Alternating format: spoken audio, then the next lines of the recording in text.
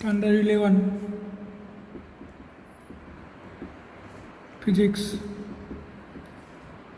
Chapter 6 કાર્ય ઉર્જા પ્રમેય આપણે લાસ્ટ ઉદાહરણ નંબર 6.3 સુધી પહોંચ્યા છીએ. આપણે ઉદાહરણ 6.3 જોઈશું. એક સાયકલ સવાર 10 મીટર અંતર ઘસડાઈને સ્થિર થાય છે. આ ઘટના દરમિયાન રસ્તા વડે સાયકલ પર લાગતું 200 ન્યૂટન બળ ગતિની વિરુદ્ધ દિશામાં લાગે છે. એટલે સાયકલ સવાર આમ જતો હોય અને બ્રેક લગાડે તો બ્રેક લગાડ્યા પછી ઘસડાઈને કેટલા 10 મીટર સુધી ઘસડાય છે અને પછી સ્થિર થાય છે. અહીંયાથી બ્રેક લગાડી આટલે સુધી ઘસડાયો અને પછી સ્થિર થયો. કેટલું બળ લાગ્યું હતું? 200 ન્યૂટન. આટલા બળની અસર હેઠળ આટલું સ્થાનાંતર થયું. તો રસ્તા વડે સાયકલ પર કેટલું કાર્ય થયું હશે? તો જો બળ વેગ આ દિશામાં હતો અને બળ એની વિરુદ્ધ દિશામાં લાગ્યું હોય તો સાયકલ ઊભી રહે. એટલે કે બળ અને સ્થાનાંતર એકબીજાની વિરુદ્ધ દિશામાં છે. તો કાર્ય W બરાબર F.D સૂત્ર પ્રમાણે અદિશ ગુણાકાર આપણે દૂર કરીએ તો FD cos થીટા. થીટા કેટલો થશે? તો અહીંયા બળ અને સ્થાનાંતર વિરુદ્ધ દિશામાં છે. તો થીટા બરાબર પાઈ થાય. સ્થાનાંતર આમ થાય છે અને બળ આમ લાગે છે તો ખૂણો 180 થયો. તો W બરાબર FD cos પાઈ. એફની કિંમત 200, ડીની કિંમત 10 અને કોસ પાઈની કિંમત -1. therefore -2000 જૂલ જેટલું કાર્ય થાય છે સાયકલ વડે રસ્તા વડે સાયકલ પર થયેલ કાર્ય. તો ખૂબ જ સરળ દાખલો છે. હવે પાર્ટ બી શું કહે છે આપણને? કે સાયકલ વડે રસ્તા પર કેટલું કાર્ય થયું હશે? તો ન્યૂટનના ગતિના ત્રીજા નિયમ અનુસાર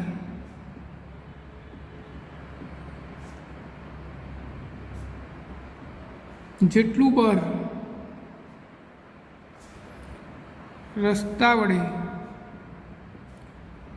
સાયકલ પર લાગે છે તેટલું જ બળ સાયકલ વડે રસ્તા પર લાગે છે. એટલે કે 200 ન્યૂટન બળ રસ્તો સાયકલ પર લગાડે છે તો સાયકલ રસ્તા ઉપર લગાડતી હોય, પરંતુ થાય શું? પરંતુ રસ્તો સ્થાનાંતર કરતો નથી. એટલે કે ડીની કિંમત શું છે? 0. તો કાર્ય પણ શું થશે? 0. તો રસ્તા વડે સાયકલ પર થયેલું કાર્ય આટલું થયું અને સાયકલ વડે રસ્તા પર થયેલું કાર્ય શું થશે? 0. કારણ કે રસ્તો સ્થાનાંતર કરી શકતો નથી. તો ખૂબ જ સરળ દાખલો છે. પહેલાં ચોપડામાં લખો અને પછી એને સમજવાનો પ્રયત્ન કરો. હવે આપણે આગળની થિયરી જોઈશું. ગતિ ઉર્જા.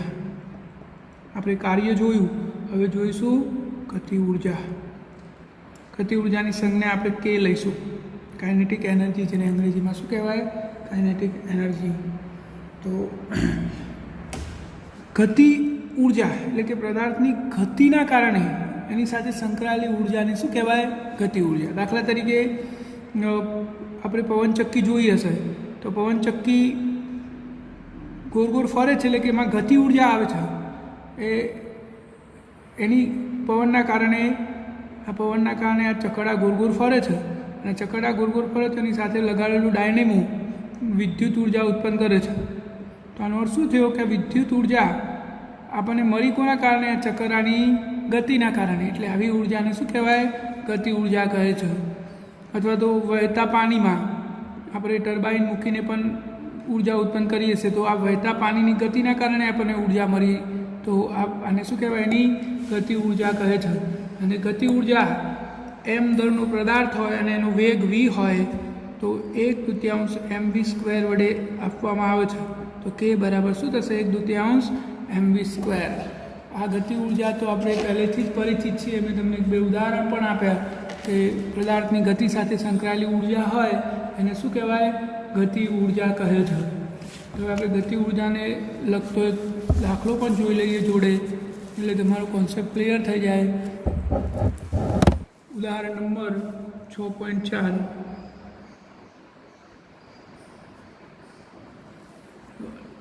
લશ્કરી કવાયતમાં પોલીસ અધિકારી 50 ગ્રામ દળની બુલેટને 200 મીટર પર સેકન્ડની ઝડપે 2 સેમી જાડાઈના નરમ પાટિયા તરફ છોડે છે. આ એક પાટિયું છે નરમ, અહીંયાથી ગોરીને છોડે છે. ગોરીનું દર આપેલું છે, એનો વેગ આપેલો છે. અહીંયાથી બુલેટ દાખલ થાય અને અહીંયાથી બુલેટ બહાર આવી જાય છે આ લાકડામાં થઈને. તો જ્યારે દાખલ થાય છે ત્યારે એનો વેગ, એટલે એને આપણે વીઆઈ કહી દઈએ. તો વીઆઈ આપેલો છે, કેટલો આપ્યો છે? 200 મીટર પર સેકન્ડ. અને જ્યારે બહાર નીકળે છે ત્યારે એનો વેગ આપણે શોધવાનો છે, વીએફ. અને શું કહે છે કે બુલેટ તેની પ્રારંભિક ગતિની 10% ઉર્જા સાથે તેમાંથી બહાર નીકળે છે. એટલે એની ઉર્જામાં ઘટાડો થઈ જાય છે. અહીંયાથી દાખલ થાય ત્યારે જે ઉર્જા હતી એના કરતાં એ 10% થઈ જાય છે. એટલે દાખલ થયેલી ઉર્જાને આપણે અહીંયા દળને એવું લખી દઈએ. બુલેટનું દળ છે 50 ગ્રામ. હવે દાખલ ઉર્જા એટલે કે પ્રારંભિક ઉર્જા, પ્રારંભિક ગતિ ઉર્જા એને આપણે કે આઈ કહી દઈએ. અને અંતિમ ગતિ ઉર્જા કે એફ કહી દઈએ.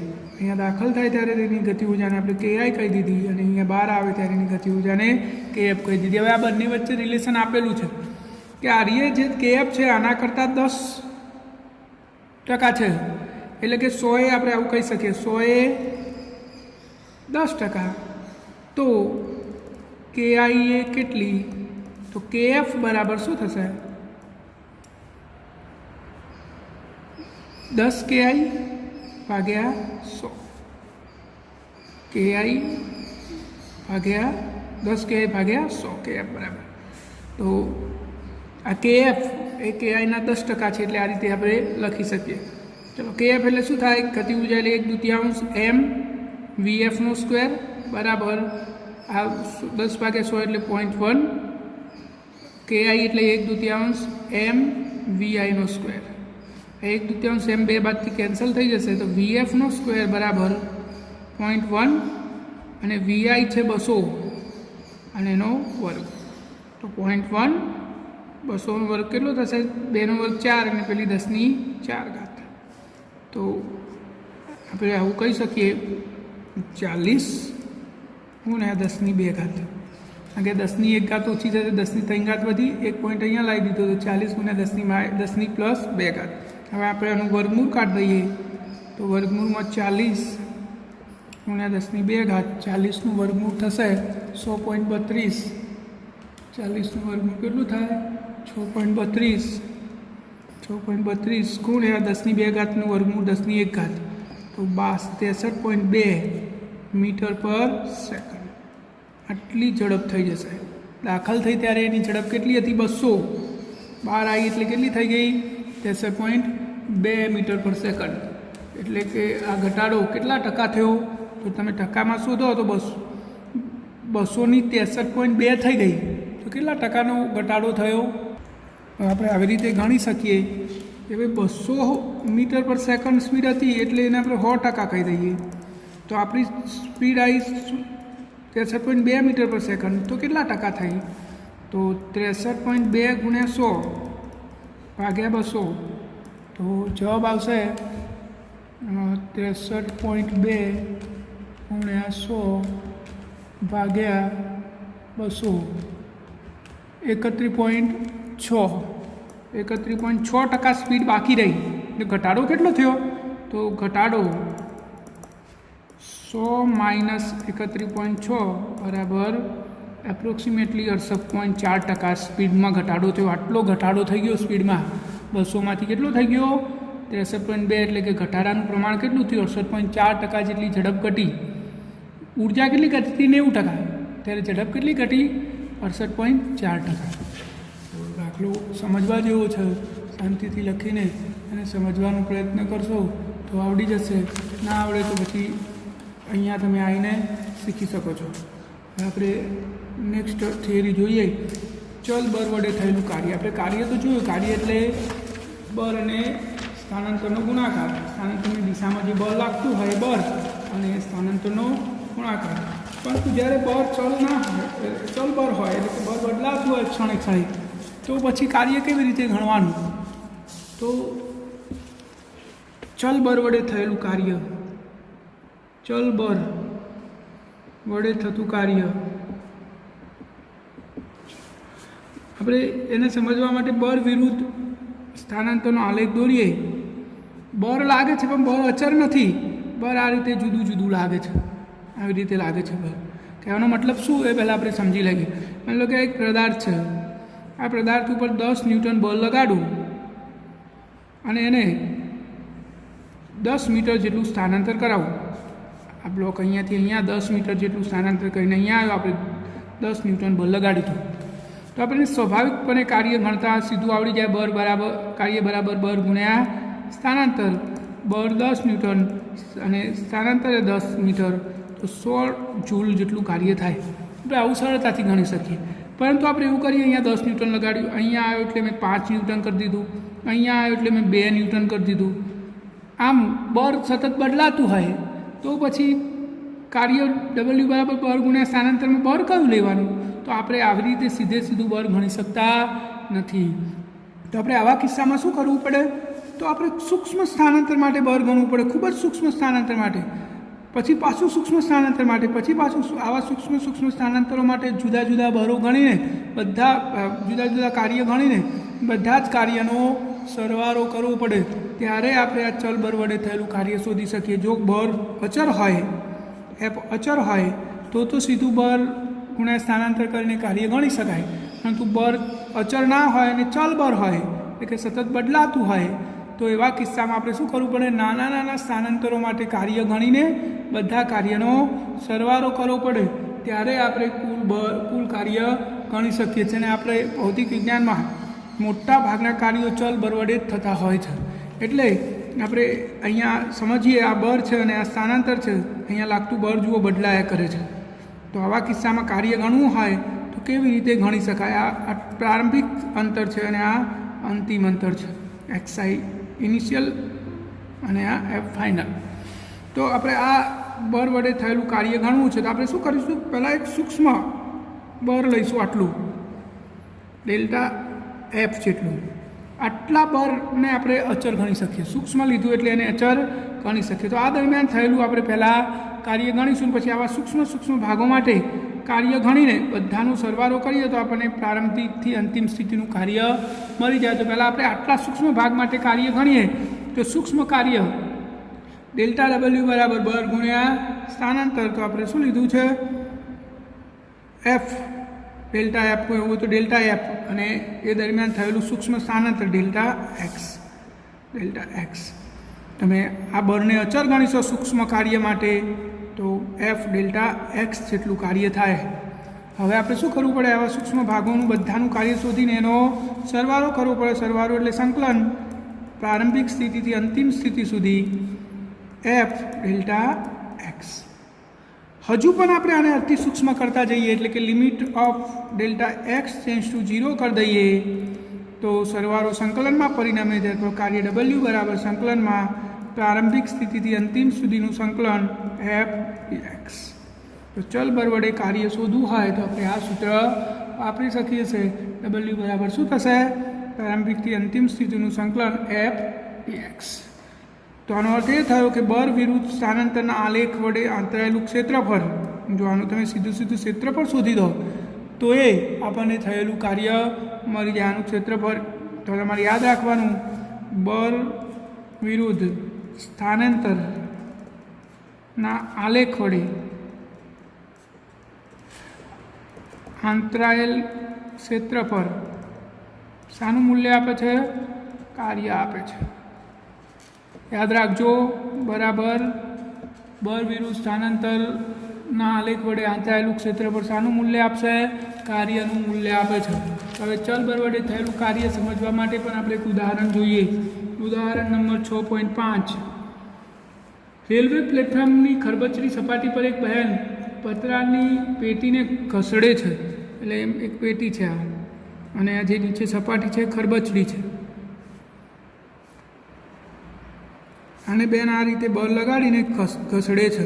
કેટલું બળ લગાડે છે? પહેલાં શરૂઆતમાં 100 ન્યૂટન, ઘસડતા ઘસડતા અહીંયા લઈ જાય છે 100 ન્યૂટન બળની અસર હેઠળ. કેટલા મીટર સુધી ઘસડીને? 10 મીટર. 10 મીટર સુધી એ ઘસડે છે ખરબચડી સપાટી પર આ પેટીને.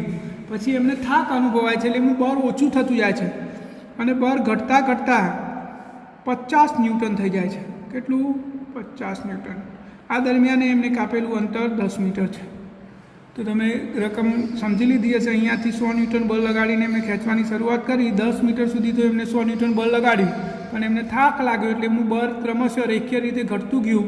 100માંથી 90, 80, 70, 50 થઈ ગયું. અને આ દરમિયાન એમને કાપેલું અંતર કેટલું છે? 10 મીટર. તો આપણે કાર્ય ગણવાનું છે. ઘર્ષણ બળ વડે થયેલું કાર્ય અને આ બેનને બાહ્ય બળ વડે કરેલું કાર્ય, બંને કાર્ય ગણવાના છે. તો પહેલાં તો આપણે આને ગ્રાફમાં દર્શાવવાનું છે. તો બળ વિરુદ્ધ સ્થાનાંતરનો આપણે આલેખ દોરીએ. આ સ્થાનાંતર, આ બળ.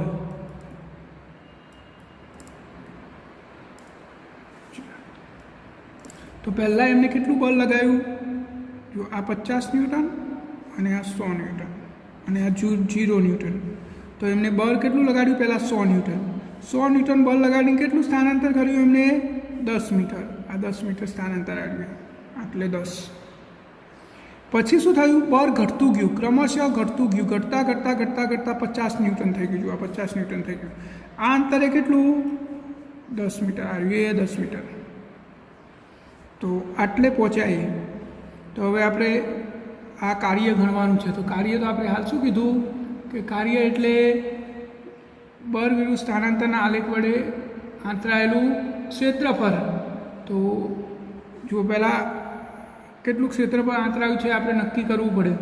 તો આપણે આટલે 0 લીધો છે, તો આટલું ક્ષેત્રફળ આંતરાયું.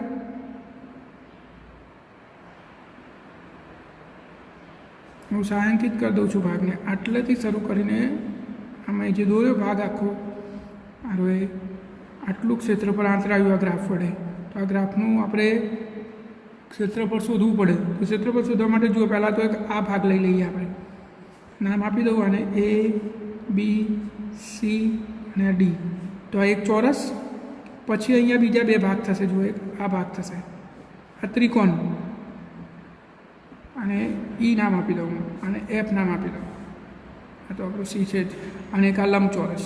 તો આખા વક્રનું ક્ષેત્રફળ કેટલું થશે? તો આ વક્રનું ક્ષેત્રફળ બરાબર કાર્ય. તો કાર્ય બરાબર ક્ષેત્રફળ કોનું? તો આ લંબચોરસનું. તો લંબચોરસ ABCDનું ક્ષેત્રફળ વત્તા આ ત્રિકોણ BEFનું ક્ષેત્રફળ, આ ત્રિકોણનું. તો ત્રિકોણ BEFનું ક્ષેત્રફળ વત્તા હજી આ લંબચોરસ બાકી રહ્યો, લંબચોરસ EFEGCનું ક્ષેત્રફળ. તો આ 3 ભાગ આપણે જુદા પાડી દીધા, જેથી કરીને આપણે ક્ષેત્રફળ શોધી શકીએ. કારણ કે આ અનિયમિત આકારનું ક્ષેત્રફળ સીધું ના શોધી શકાય. તો આપણે 3 ભાગ કરી દીધા. હવે 3 ભાગનું ક્ષેત્રફળ, જો લંબચોરસનું ક્ષેત્રફળ શું થાય? લંબાઈ ગુણ્યા પહોળાઈ. લંબાઈ કેટલી છે? 10. પહોળાઈ કેટલી છે? 100. તો 100 ગુણ્યા 10 વત્તા ત્રિકોણનું ક્ષેત્રફળ 1/2 પાયો. પાયો કેટલો છે? 10. અને વેધ કેટલો થશે? હવે 50 પ્લસ હવે આ લંબચોરસનું ક્ષેત્રફળ, લંબાઈ ગુણ્યા પહોળાઈ. લંબાઈ 10 અને પહોળાઈ કેટલી થાય? 50. તો 10 ગુણ્યા 50. તો આ થયું 1000 પ્લસ આ થયું 250 પ્લસ આ થયું 500, તો 1750 જૂલ કાર્ય થશે આ બેન દ્વારા. કોના વિરુદ્ધ કાર્ય કર્યું? આ ઘર્ષણ બળ વિરુદ્ધ. તો સિમ્પલ જ દાખલો છે. જુઓ, બેન અહીંયાથી 100 ન્યૂટનની અસર હેઠળ 10 મીટર, પછી આ બળ ઘટતું ગયું 50 ન્યૂટન થઈ ગયું, ત્યાર સુધીમાં 10 મીટર. તો આ વક્ર અહીંયાથી શરૂ થઈને આટલા પૂરો થયો, તો આ વક્રએ આંતરેલું ક્ષેત્રફળ કેટલું થાય? તો વક્ર વડે ઘેરાયેલો જે એરિયા છે યારો એ આનું ક્ષેત્રફળ શોધો. આપણે 3 ભાગ કરી દીધા, એક આ લંબચોરસ, એક આ ત્રિકોણ અને એક આ નીચેનો લંબચોરસ. આ ત્રણેયના ક્ષેત્રફળનો સરવાળો. તો આપણું કુલ કાર્ય. હવે ઘર્ષણ બળ વડે થયેલું કાર્ય ગણવાનું છે. તો ઘર્ષણ બળ તો ગતિની વિરુદ્ધ દિશામાં લાગે, એટલે કે -50 ન્યૂટન લાગે છે, તો -50 ન્યૂટન. અને વક્ર આટલો પૂરો થયો, તો આ જે નીચેનું લંબચોરસ બન્યો એનું ક્ષેત્રફળ એ ઘર્ષણ બળ વડે થયેલું કાર્ય મળશે. તો ઘર્ષણ બળ વડે થયેલ કાર્ય W બરાબર ક્ષેત્રફળ નીચેના લંબચોરસનું ક્ષેત્રફળ. તો ક્ષેત્રફળ લંબાઈ ગુણ્યા પહોળાઈ. જુઓ, પહોળાઈ કેટલી છે? 20, અને આ કેટલું ઉપરનું? આ -50. તો 50 ગુણ્યા 20 -1000 જૂલ. તો ઘર્ષણ બળ વડે કેટલું કાર્ય થયું? -1000 જૂલ.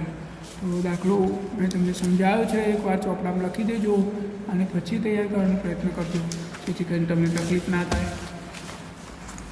હવે જોઈએ આપણે આગળની થિયરીનો ઉપયોગ કરીને કાર્ય ઊર્જા પ્રમેય સાબિત કરવાનો છે. એટલે કે ચલ બળ વડે અથવા ચલ બળ માટે કાર્ય ઊર્જા પ્રમેય. ચલ બળ માટે કાર્ય ઊર્જા પ્રમેય. તો ચલ બળ તો આપણે હાલ જોયું. ચલ બળ વડે કાર્ય શું થાય? W બરાબર સંકલનમાં પ્રારંભિકથી અંતિમ સ્થિતિ સુધી F/dx. આ ચલ બળ વડે થયેલ કાર્યનું સૂત્ર છે. હવે આપણે ગતિ ઊર્જા અહીંયા લઈ લઈએ. ગતિ ઊર્જા આપણો કાર્ય ઊર્જા પ્રમેય શું છે? W બરાબર ∆K. આ આપણો કાર્ય ઊર્જા પ્રમેય છે. એટલે કે W બરાબર K2 - K1. ગતિ ઊર્જાનો ફેરફાર અથવા W બરાબર Kf - Ki. આ આપણો કાર્ય ઊર્જા પ્રમેય આપણે આગળ જોઈ લીધો છે. તો ગતિ ઊર્જા K બરાબર 1/2 mv² થાય. K બરાબર શું થાય? 1/2 mv². આનું આપણે અંતર સાપેક્ષ વિકલન કરી દઈએ તો dk/dt = d/dt 1/2 mv². સમયે સાપેક્ષ વિકલન dk/dt = આ 1/2 અચળ m અચળ અને v²નું શું થાય? 2v dv/dt. આ બે આગળ આવી ગયા, v એમના એમ અને vનું વિકલન dv/dt. તમે vનું વિકલન પ્રવેગ કરી શકો. તો બે કેન્સલ. શું વધ્યું? mv અને વેગનું સમય સાપેક્ષ વિકલન એટલે પ્રવેગ. તો ma v. આ ma ની જગ્યાએ શું થાય? f × v. તો dk/dt બરાબર f અને વેગને આપણે અંતરનું સમય સાપેક્ષ વિકલન લખી શકીએ. v બરાબર શું થાય? dx/dt. તો dt કેન્સલ. તો dk બરાબર શું આવ્યું? f dx. તો હવે આપણે પ્રારંભિક અને અંતિમ સ્થિતિ માટે સંકલન લઈ લઈએ. તો સંકલનમાં પ્રારંભિક સ્થિતિ ગતિ ઊર્જાથી અંતિમ ગતિ ઊર્જા dk બરાબર સંકલનમાં f dx પ્રારંભિકથી અંતિમ સ્થિતિ. તો અહીંયા સંકલન થશે k, લિમિટ છે ki - kf = આ તો શું થઈ ગયું? કાર્ય. તો W બરાબર kf - ki. જો આ કાર્ય ઊર્જા પ્રમેય ફરીથી સાબિત થઈ ગયું.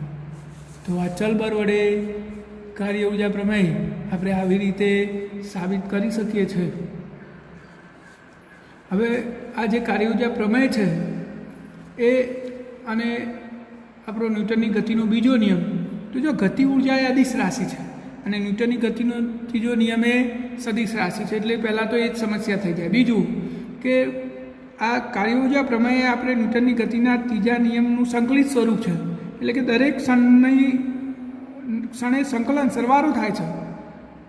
જ્યારે ન્યૂટનની ગતિનો ત્રીજો નિયમ, અથવા આપણે આવું સીધું એવું કહી શકીએ કે બીજો નિયમ કોઈ પણ ક્ષણે બળ અને પ્રવેગને સાંકળતો સંબંધ છે, અને કાર્ય ઉર્જા પ્રવેગ ચોક્કસ અંતરાલ માટે કરવામાં આવેલું સંકલન છે. એટલે આ બંને વચ્ચે થોડું ડિફરન્ટ રહે છે. હવે આપણે આગળ જોઈશું ઉદાહરણ નંબર 6.6. ઉદાહરણ નંબર 6.6. ઉદાહરણ 6.6. સમતલ સપાટી પર પ્રારંભિક 2 મીટર પર સેકન્ડની ઝડપથી ગતિ કરતો 1 kg દરનો એક બ્લોક ખરબચડા પટ્ટામાં પ્રવેશે છે, જે x બરાબર 0.1 મીટરથી x બરાબર 2.01 મીટર સુધીનો છે. તો આ પટ્ટાની મર્યાદામાં બ્લોક પર લાગતું અવરોધક બળ Fr એ xની વ્યસ્ત પ્રમાણમાં છે. તો Fr બરાબર આપણને આપેલું છે, આ જે બળ લાગે છે -k/x. તો k બરાબર 0.5 જૂલ આ પટ્ટા પસાર કર્યા પછી બ્લોકની અંતિમ ગતિ ઉર્જા અને ઝડપ Vf કેટલા હશે? તો kની કિંમત આપેલી છે 0.5 જૂલ. તો આ પટ્ટો પસાર કર્યા પછી બ્લોકની અંતિમ ગતિ ઉર્જા અને ઝડપ આપણે શોધવાના છે. તો સીધું આપણે કહી શકીએ કાર્ય ઉર્જા પ્રમેય. કાર્ય ઉર્જા પ્રમેય શું છે? kF - ki બરાબર સંકલનમાં પ્રારંભિક સ્થિતિથી અંતિમ સ્થિતિ f dx. આ આપણો કાર્ય ઉર્જા પ્રમેય આપણે હાલ જ મેળવ્યો છે. તો આપણે અંતિમ ગતિ ઉર્જા શોધવાની છે. તો kF બરાબર ki ની પેલી બાદ લઈ જવું તો plus xi to xf f dx. હવે આપણે કિંમતો મૂકી દઈએ તો જો આની કિંમત થશે 1/2 mvi² પ્લસ પ્રારંભિક અંતર કેટલું 0.1, અંતિમ અંતર કેટલું 2.01, f કેટલો તો -k/x dx. 1/2 mvi² plus -k અચળ. તો સંકલનમાં શું વધ્યું? કે -k જતું તો dx/x. 1/x નું સંકલન સૂત્રો મેં તમને લખાયેલા જ છે. -k આનું સંકલન થાય ln x અને લિમિટ છે 0.1 થી 2.01. તો 1/2 mvi² માઇનસ k, અહીંયા હું લિમિટ મૂકી દઉં તો ln 2.01 માઇનસ ln 0.1. તો 1/2 mvi² માઇનસ k, આ લોગનો નિયમ ln 2.01 ભાગ્યા 0.1 બાદ બાકી એટલે ભાગાકાર કહેવાય લોગમાં. તો આવું થશે. હવે આપણે આને લોગમાં ફેરવી દઈએ. ln એ ઈ આધારનું લોગ છે. ln એટલે ઈ આધાર વાળો લોગ. જે આપણે લોગ લખીએ છીએ એનો આધાર 10 હોય અને આનો આધાર કેટલો ઈ. તો આવું થશે માઇનસ કે આને લોગમાં ફેરવવું હોય ln ને તો યાદ રાખજો 2.303 લોગ થઈ જાય. 2.303 વડે ગુણો તો અને 2.01 ભાગ્યા 0.1 એટલે 20.1. હવે આપણે કિંમતો મૂકી દઈએ તો 1/2 m દર કેટલું આપેલું છે 1 kg. પ્રારંભિક વેગ કેટલો હતો 2નો વર્ગ માઇનસ કેની કિંમત આપેલી છે આપણને 0.5 ગુણ્યા 2.303 અને લોગ 20.1ની કિંમત થાય 1.303. તો અહીંયા 2નો વર્ગ 4 ભાગ્યા 2 એટલે 2 વધ્યા માઇનસ આનો તમે ગુણાકાર કરી દો તો જવાબ આવશે 1.5. therefore 0.5 joule. આ શું આવ્યું? અંતિમ ગતિ ઉર્જા kF. હવે આપણે અંતિમ વેગ શોધવાનું છે. તો અંતિમ વેગ શોધવા માટે આપણે આવું કહી શકીએ. પહેલાં આટલો દાખલો તમે ચોપડામાં ઉતારી લો અને સંકલનના દરેક પદને શાંતિથી સમજવાનો પ્રયત્ન કરો તો ખ્યાલ આવી જશે તમને. હવે આપણે અંતિમ ઝડપ શોધવાની છે. તો ગતિ ઉર્જા kFની જગ્યાએ તમે શું લખી શકો? 1/2 mvf² બરાબર 0.5. kFની જગ્યાએ શું લખી શકાય? 1/2 mvf². તો vf² બરાબર 2 × 0.5 m આ બે અહીંયા થયા અને એમ ભાગાકારમાં આવ્યો તો ઉપર 1 થયો અને એમની કિંમત છે 1 તો વીએફનો સ્ક્વેર બરાબર 1/1 તો વીએફ બરાબર 1 મીટર પર સેકન્ડ તો અંતિમ ઝડપ કેટલી હશે 1 મીટર પર સેકન્ડ તો આ દાખલો પણ સમજવા જેવો છે શાંતિથી સમજશો તો આવડી જશે